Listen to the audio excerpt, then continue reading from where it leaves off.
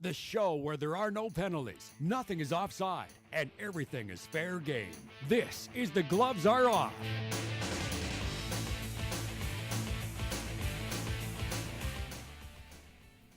Welcome to this week's edition of The Gloves Are Off. I'm Moses Woldu. We got some great topics to talk about. Of course, the Saskatchewan Roughriders making it to their home playoff game and trying to win another Grey Cup. But first, we'll talk to these fine gentlemen.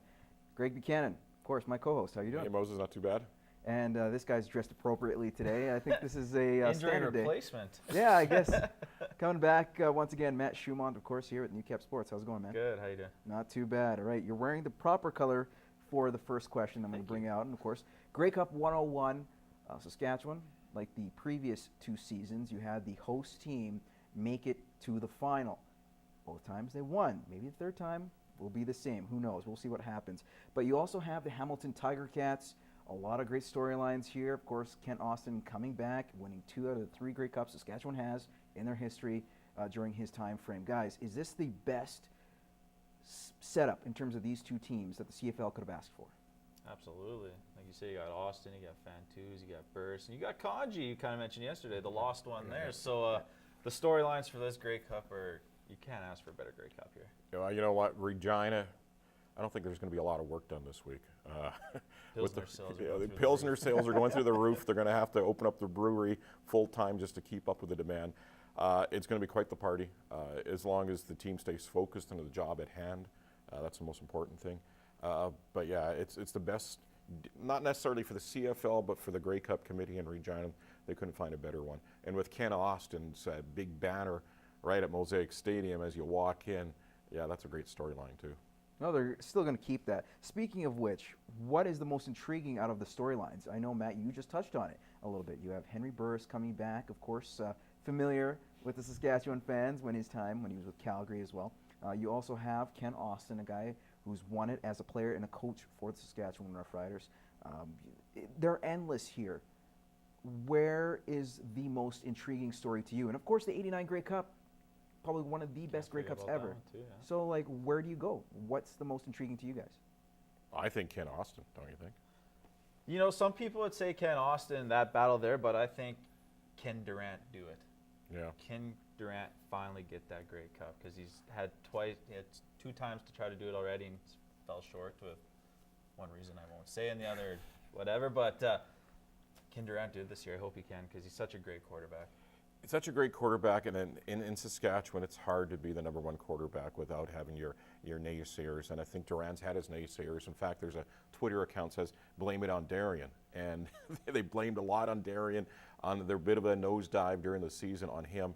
But you know what? The only thing you can blame on him right now is the reason why they are in the final, because he was dynamite against BC and almost as good or better against Calgary. So it is his chance to really show that he belongs with the upper echelons of quarterbacks, not only in the league, but for riders all time with Ronnie Lancaster and the guy that's going to be coaching Hamilton, Ken Austin. And you know what? The good news is about this. And he wants it so much more, right? Sorry to cut you off. He didn't want to touch. He didn't want anything to do with that West Final trophy. I don't even think he wanted to come back out for the captain's picture, but he's so focused and determined right now.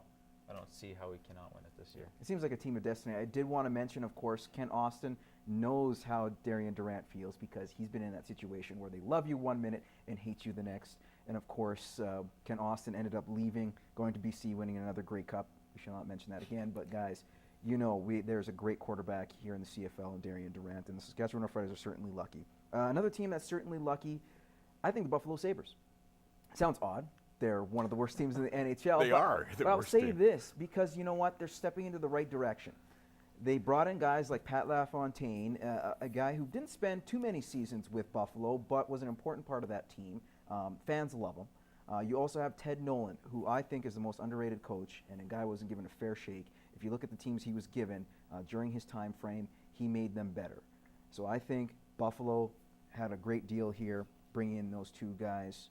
What do you guys mention about this in terms of Buffalo and their upper echelon? Did they make the right decision by bringing in Ted Nolan as their head coach and Pat LaFontaine in more of a role with a senior VP type of position?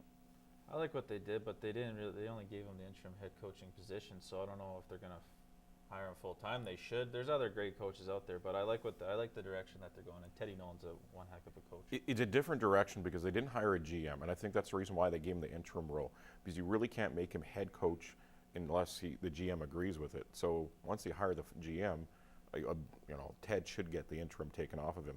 The only reason why Ted got bounced out of Buffalo is because he challenged John Muckler. You don't challenge your boss. Your boss showed you who's the boss as he fired him. But it's a right move.